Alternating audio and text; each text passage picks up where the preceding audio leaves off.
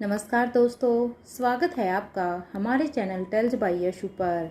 यहाँ पर आपको मिलेंगी अनोखी और रोचक कहानियाँ। अगर आपको हमारी कहानियाँ पसंद आती हैं तो कृपया करके हमारी वीडियो को लाइक करें, इसको अपने दोस्तों के साथ शेयर करें और अगर आप इस चैनल पर नए हैं तो कृपया करके सब्सक्राइब करें। आपका हमारे चैनल पर विजिट करने के लिए बहुत बहुत धन्यवाद। चलिए आज की कहानी का सफर शुरू करते हैं। दमयंती का किला। दमयंती अब गुमसुम सी अपनी चेयर पर बैठी हुई थी। अब उसके पास अपना कहने को कोई भी नहीं था।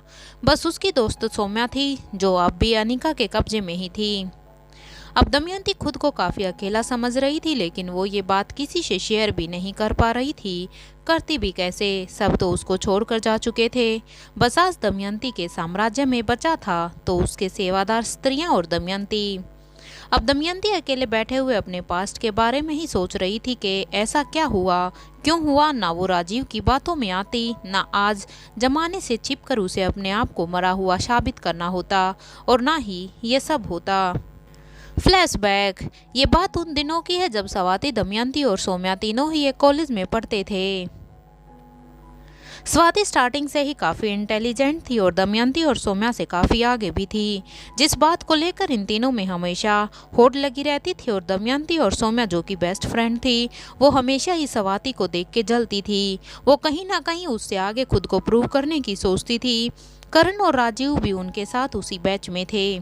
जहाँ करण स्वाति से धीरे धीरे प्यार करने लगा था, लेकिन कहीं ना कहीं एक तरफा राजीव गुलेरिया भी स्वाति से प्यार करता था, पर स्वाति को कहने की उसकी कभी हिम्मत ही नहीं हुई। ऐसे धीरे धीरे सब अपना अपना कॉलेज पूरा कर रहे थे। फिर एक दिन राजीव को पता चलता है कि करण और स्वाति एक दूसरे से प्यार करते हैं। इसलिए अब राजीव गुलेरिया पूरी तरह से टूट चुका था, पर वो कुछ कर नहीं सकता था। फिर उसकी मुलाकात दमयंती से हुई। दमयंती की सोच और राजीव की सोच कहीं ना कहीं एक दूसरे से मिलती हुई थी, क्योंकि चालबाजी में दोनों ही एक जैसे थे। कहानी तब शुरू हुई जब राजीव गुलेरिया को अपने सोर्सेज से पता चला कि स्वाति ने कोई V16 पावर ड्रग बनाया है, जिसको लेते ही आदमी अमर हो जाता है, जिसको लेने से बहुत सारी ताकतें उस इंसान के अंदर आ जाती है। जिसे हासिल करने के लिए अब दमयंती और राजीव गुलेरिया दोनों हुई एक साजिश के तहत यूनियन पार्टी अरेंज करने की सोचते हैं। उस पार्टी में राजीव अपना एक खास आदमी दमयंती के पास भेजता है कि वो करण की ड्रिंक में ये पिल्स डाल दें, जिससे स्वाति और करण के बीच में भी दूरियां आएंगी। और स्वाति ने V16 पावर ड्रग बनाया था, फिर मैं स्वाति के करीब जाकर उस ड्रग को हासिल कर लूँगा। इन दोनों की साजिश तो ये काफ़ी अच्छी थी, लेकिन हुआ कुछ ऐसा। इन दोनों की साजिश तो अच्छी थी क्योंकि दमयंती भी यहाँ स्वाति से पीछे नहीं रहना चाहती थी। वो भी कहीं ना कहीं ऐसे मौके की तलाश में थी और वो पिल्स करण की ड्रिंक में डाल देने के लिए तैयार हो जाती है। जैसे ही रियूनियन पार्टी स्टार्ट होती है, उनके कॉलेज के बहुत सारे फ्रेंड जो उनके साथ पढ़ते थे, वो सभी उस रियूनियन पार्टी में आते हैं। जब स्वाति रियूनियन पार्टी में आती हैं तो एक बार फिर से राजीव गुलेरिया उसे देखकर अपने पूरे होशो हवास खो बैठता है, क्योंकि वो स्वाति से एक तरफा प्यार जो करता था। लेकिन जैसे ही उसने देखा कि करण भी उसके साथ है तो उसको देख के वो पूरा जल भुन गया था। उसको अपने भाई से भी नफरत होने लगी थी। रियूनियन पार्टी जैसे ही स्टार्ट होती है तो अपनी साजिश के तहत दमयंती एक ड्रिंक में वो पिल्स डाल देती है, जिसे वो करण के लिए लेके जा रही थी। पर कहते हैं ना, जो किस्मत में लिखा है वो तो वही होता है। गलती से वो ड्रिंक राजीव गुलेरिया पी लेते हैं, जिसका आभास दमयंती को भी नहीं हुआ था। जब दमयंती राजीव से अपनी प्लानिंग को कंटिन्यू करने की कहने आती है तो उस रात उन दोनों के बीच वो सब हो जाता है जो नहीं होना चाहिए था। Flashback and. आज तक दमयंती ने अनिका और स्वाति के खिलाफ जो भी साजिश की थी, उन सब के पीछे का मास्टरमाइंड सिर्फ और सिर्फ राजीव गुलेरिया ही था। इसी साजिश को अंजाम देने के लिए दमयंती ने खुद अपने ही पैरों पर कुल्हाड़ी मार ली थी, और जिसका परिणाम था लच्छो। लेकिन लच्छो को दमयंती ने काफी बड़े प्यार से पाला पोसा था, जबकि उसकी मारू दरमा देवी इन सब के खिलाफ थी। फिर काफी टाइम बाद राजीव दमयंती से मिलता है और साथ में रुद्रमा देवी से, और उन दोनों को V16 पावर ड्रग को पाने का लालच देता है, जिससे वो स्वाति की दुश्मन बन गई। और फिर बाद में स्वाति के गायब हो जाने के बाद अनिका की भी दुश्मन बन गई। अनिका की दुश्मनी में उसने क्या क्या नहीं किया। उसने आकाश तक का किडनैप किया, नकली आकाश भेजकर उसका एक्सीडेंट भी करवाया। कितने ही मोहरों को उसने अपने काम के यूज के लिए यूज किया और फिर उन्हें मौत के घाटे उतार दिया। उसने अनिका के साथ भी कितना बुरा किया। इन्हीं सब पश्चाताप में वो आज जल रही थी। आज उसको अपने सारे किए हुए पापों की सजा मिल रही थी। आज इन्हीं सब बातों को याद करके दमयंती देवी पश्चाताप में जल रही थी, क्योंकि वो अब इतनी आगे आ चुकी थी कि इस अपने लालच में कि वो अब पीछे भी नहीं जा सकती थी। कुदरत ने भी शायद दमयंती देवी के लिए यही लिखा था जो आज उसे मिल रहा था। इधर दूसरी तरफ एक शांत झील के मुक्ता खड़ी हुई थी। वो सनी को एक मैसेज करती है मिलने के लिए।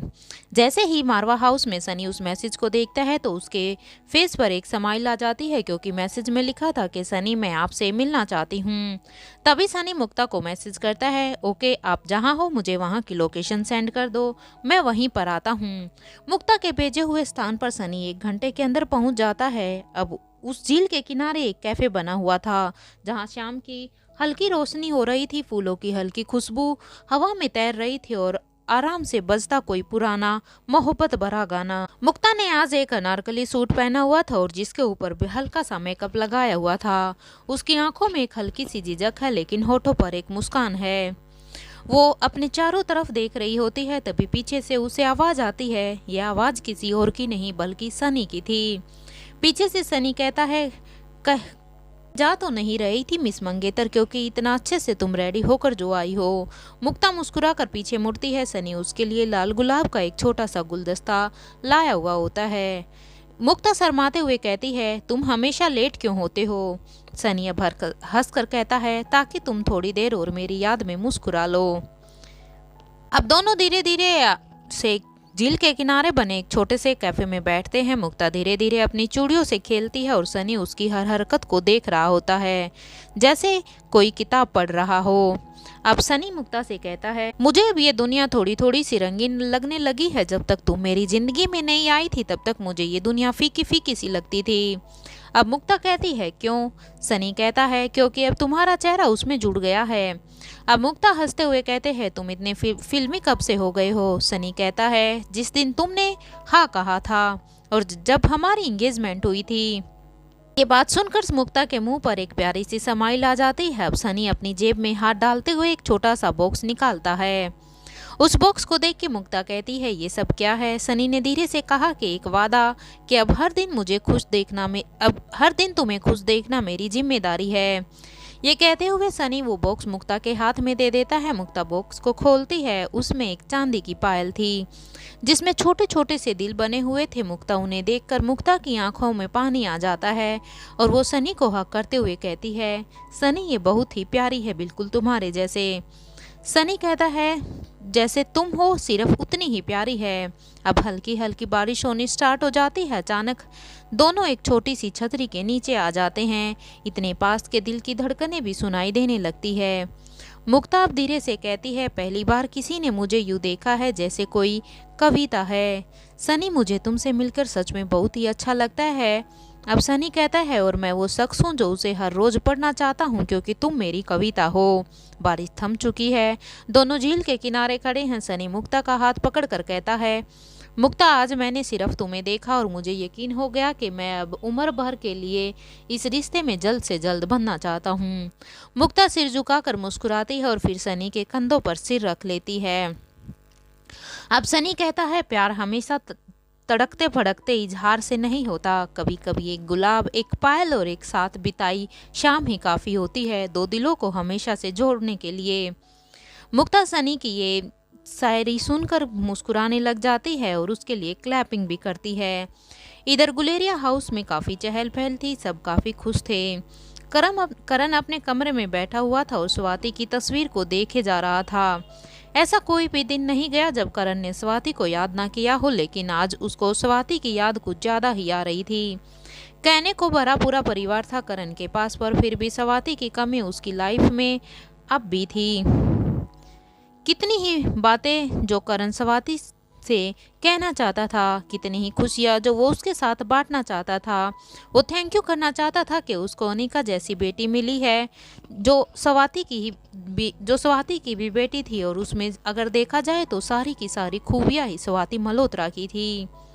कहते हैं ना, प्यार कभी मरता नहीं है, ना कभी दिल के किसी कोने में कभी ना कभी कैद करके जरूर रखा जाता है।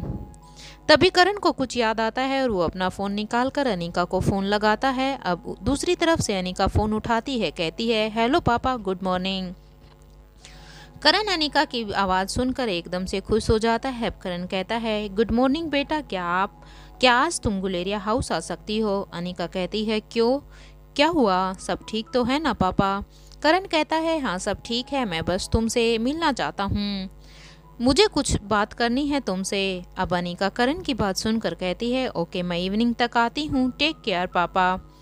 इतना होते ही अनिका फ़ोन को डिस्कनेक्ट कर देती है। अब वो सोचने लग जाती है कि आखिर पापा को अचानक से ऐसी क्या बात करनी है।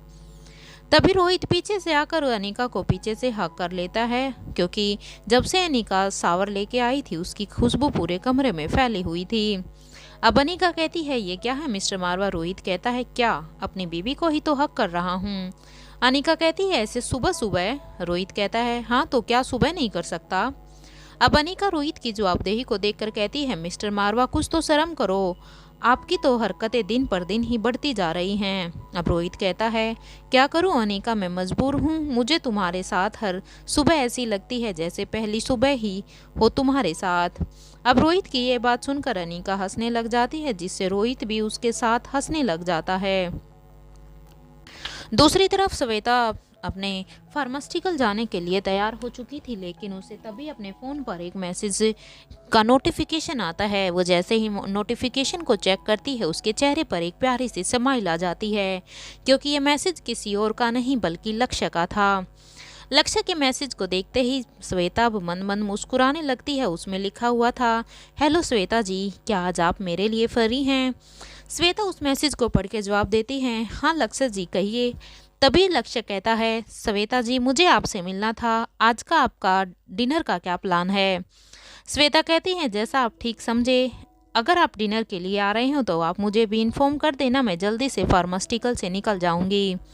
दूसरी तरफ लक्ष्य भी श्वेता के इस मैसेज को देखकर मुस्कुराने लग जाता है, क्योंकि जो हाल इधर श्वेता का था वही दूसरी तरफ लक्ष्य का भी था। दोनों अब दिन प्रतिदिन लगातार मिलने लग गए थे, कभी लंच के बहाने, कभी डिनर के बहाने, क्योंकि जितना मुश्किल श्वेता से लक्ष्य से दूर रहना था, उतना ही लक्ष्य के लिए भी श्वेता से दूर रह पाना था।